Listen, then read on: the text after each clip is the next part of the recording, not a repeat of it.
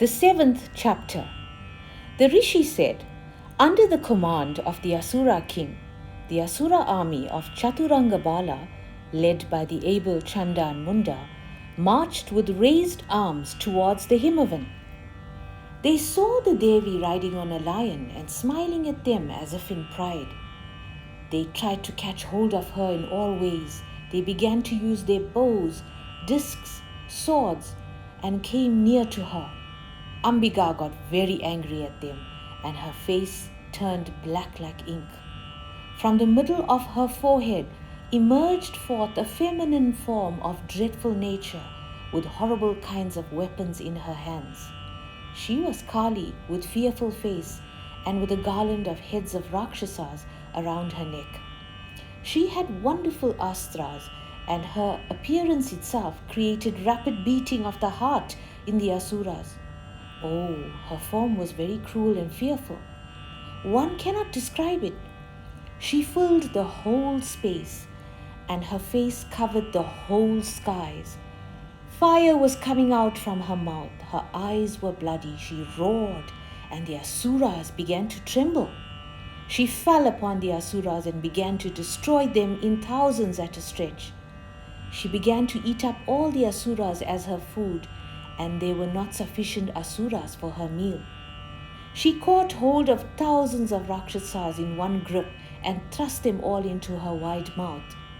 The commanders of the army, the proud charioteers, and all the Asura fighters of high status were nicely chewed by the jaws of Kali. Chariots after chariots were entering her mouth. Elephants after elephants were being churned to powder by her teeth. She caught hold of some by the hair, some by the neck, some were tossed and kicked by her feet.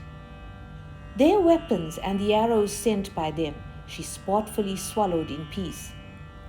Some of the Asuras she severely beat with her hands, and some she partook of as food. Some were killed by her swords, and some were rendered senseless by her mere sight. In the twinkling of an eye, the entire army of the Rakshasas was destroyed. Seeing this terrible scene, Chanda ran towards Kali with great force. He faced her with discuses, axes, swords, nooses, tridents, all thousands in number.